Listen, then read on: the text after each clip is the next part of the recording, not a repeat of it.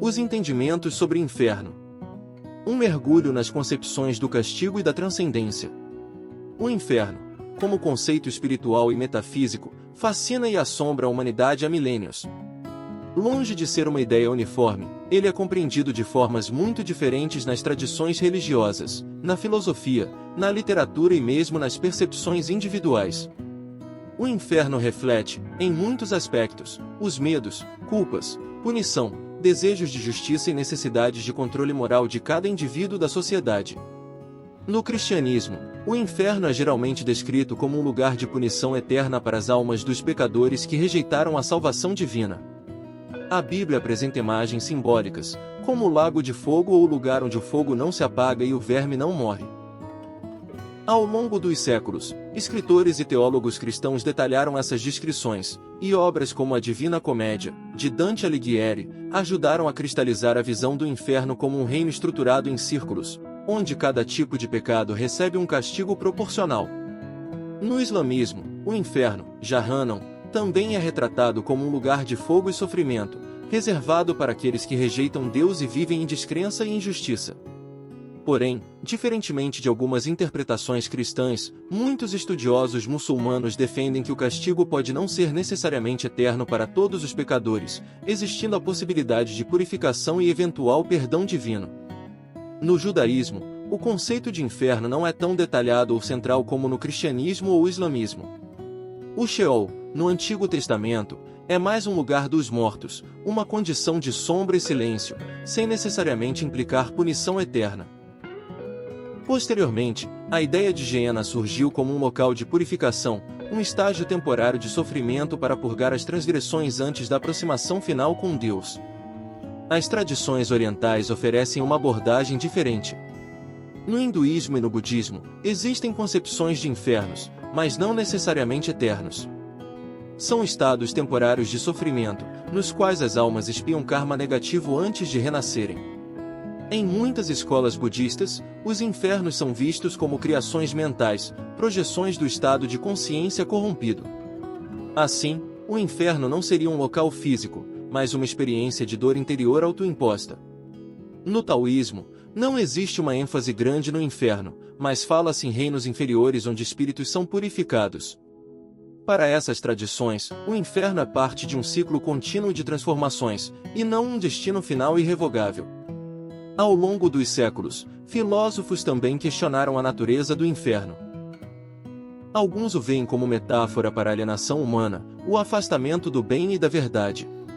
Jean-Paul Sartre, por exemplo, na peça Entre Quatro Paredes, apresentou a célebre frase: "O inferno são os outros." Para ele, o inferno surge da incapacidade de nos libertarmos do olhar e julgamento alheios. Na psicologia profunda, particularmente na tradição junguiana, o inferno pode ser interpretado como mergulho no inconsciente sombrio, no lado sombra que todos carregamos. O inferno psicológico seria, portanto, o confronto com as partes negadas ou reprimidas do eu. O imaginário artístico do inferno é vastíssimo. Em A Divina Comédia, Dante retrata o inferno com riqueza de detalhes, criando cenas de sofrimento e dor, mas também de justiça. Milton, em Paraíso Perdido, explora a queda de Lúcifer e o inferno como espaço de rebelião e orgulho. Já em obras modernas, o inferno é frequentemente retratado de modo simbólico, como uma condição de vida marcada pela desesperança, pela perda de sentido ou pelo isolamento. Pintores como Hieronymus Bosch e escultores como Auguste Rodin, em A Porta do Inferno, usaram a imagem infernal para explorar os tormentos humanos, tanto literais quanto psicológicos. Essa iconografia serviu para educar, amedrontar e também instigar reflexões sobre moralidade e salvação. Na cultura moderna, o inferno muitas vezes perdeu sua conotação estritamente religiosa. Filmes, séries e livros apresentam o inferno como dimensões alternativas, universos distópicos ou estados mentais. A ideia de punição eterna perde força diante de uma visão mais psicológica ou filosófica, em que cada indivíduo constrói ou habita seu próprio inferno em vida. Para muitos, o inferno não é mais concebido como um lugar geográfico, mas como experiências de culpa, vergonha, solidão ou sofrimento profundo. Na perspectiva secular, o inferno pode ser visto como o resultado das próprias escolhas e comportamentos destrutivos. O que mais seria a ausência total do bem? O inferno, em seus múltiplos entendimentos, continua sendo uma das mais potentes representações humanas do mal, do castigo e da separação do divino. Seja como local físico de fogo eterno, estado temporário de purificação ou metáfora psicológica, ele expressa o medo ancestral da dor infinita e, ao mesmo tempo, o desejo de justiça. Essa pluralidade de concepções revela que o inferno diz menos sobre um lugar e mais sobre a mente humana, suas angústias, esperanças e o eterno questionamento sobre o sentido da vida e da morte. Em última análise, refletir sobre o inferno é também refletir sobre o próprio ser, suas escolhas e sua relação com o bem, o mal e o mistério do existir, sobretudo do entrelaçamento temporal. O inferno, segundo a filosofia e o espiritualismo, entre a metáfora da mente e o aprendizado da alma. Dá a ideia de que o inferno sempre ocupou um espaço especial no imaginário humano. Muito além das representações religiosas tradicionais, como um lugar físico de fogo e tormentos eternos, a filosofia e o espiritualismo ofereceram visões mais profundas, simbólicas e transformadoras sobre o que significa estar no inferno. Nessas abordagens, o inferno se torna menos um destino punitivo e mais uma condição existencial ou espiritual, fruto das próprias escolhas, estados mentais ou vibrações da alma. Na filosofia existencialista, por exemplo, o inferno é muitas vezes interpretado como um estado de consciência. Jean-Paul Sartre, em sua famosa frase "O inferno são os outros", não fala de chamas ou demônios, mas do peso insuportável do olhar e do julgamento alheios. Para Sartre, o verdadeiro tormento humano nasce da impossibilidade de ser totalmente livre quando se está constantemente exposto à percepção dos outros. Assim, o inferno não é um lugar. É uma relação, um modo de existência em que o indivíduo se sente aprisionado em si mesmo e na expectativa social. Na tradição estoica, os infernos se manifestam como paixões descontroladas, desejos e medos que escravizam a mente. Para os estoicos, a alma atormentada pela raiva, inveja ou desejo incessante vive um inferno interior. A verdadeira libertação não está em fugir para um paraíso, mas em alcançar a ataraxia, a tranquilidade da alma, por meio do domínio sobre as paixões.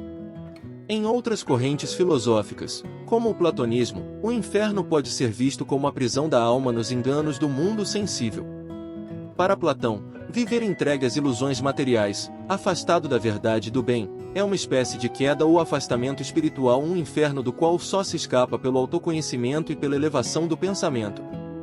No espiritualismo, em especial nas correntes influenciadas pelo espiritismo kardecista e outras filosofias espiritualistas, o inferno não é um lugar fixo e eterno. É, antes, um estado mental e vibratório criado pelo próprio espírito, resultado direto das ações, pensamentos e intenções durante a vida. Segundo Allan Kardec, por exemplo, as almas desencarnadas não são levadas para um inferno físico. Ao morrer, o espírito leva consigo sua consciência e vibração. Espíritos que viveram dominados por ódio, egoísmo ou materialismo ficam presos a essas energias pesadas, experimentando um estado de sofrimento proporcional. Esses estados de dor podem ser vistos como infernos pessoais, onde o espírito sofre até que, pelo arrependimento e aprendizado, consiga se libertar e buscar o progresso moral. O espiritualismo também enfatiza a lei de causa e efeito. Tudo aquilo que se faz, pensa ou sente retorna, inevitavelmente, para quem emitiu. Assim, o inferno se torna uma experiência educativa, não punitiva. Ele serve para ensinar, corrigir e impulsionar o ser para a evolução espiritual. Muitos espiritualistas falam em umbral, uma faixa vibratória inferior, descrita por médios e estudiosos espirituais, como Francisco Cândido Xavier, Chico Xavier. No umbral, os espíritos vivenciam angústias e dores semelhantes a um inferno, mas sempre com a possibilidade de resgate e auxílio, uma vez que o amor e a caridade divina nunca abandonam nenhuma criatura.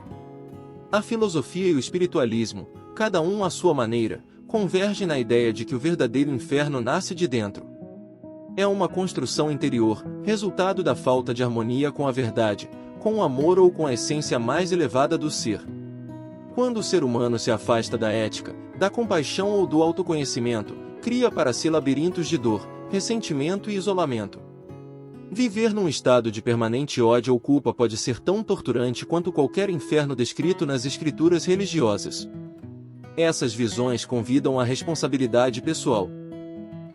Não existe um Deus punitivo que envia almas para um lago de fogo arbitrariamente. Cada indivíduo cria, dia após dia, o seu céu ou o seu inferno, através de suas escolhas, sentimentos e pensamentos. Para a filosofia e o espiritualismo, o inferno não é uma sentença eterna, mas um estado transitório, uma condição que existe para impulsionar o espírito à renovação. A dor, por mais intensa que seja, não tem caráter de punição definitiva, mas de despertar. O inferno se torna, assim, uma oportunidade para refletir sobre si mesmo, corrigir caminhos e buscar a luz interior. No fundo, compreender o inferno sob essa perspectiva é reconhecer que somos co-criadores do nosso destino espiritual. Ao transformar pensamentos, purificar intenções e cultivar virtudes, cada um pode ascender do seu inferno interior para estados mais elevados de paz, sabedoria e amor. Quando tratamos de inferno, estamos lidando com a concepção sobre o mal e podemos num outro tema aprofundar, mas uma breve citação aqui é de que não podemos esquecer do entrelaçamento do bem e o mal na sua coexistência, cabendo a cada um dosar, medir e implementar o nível de cada correlação.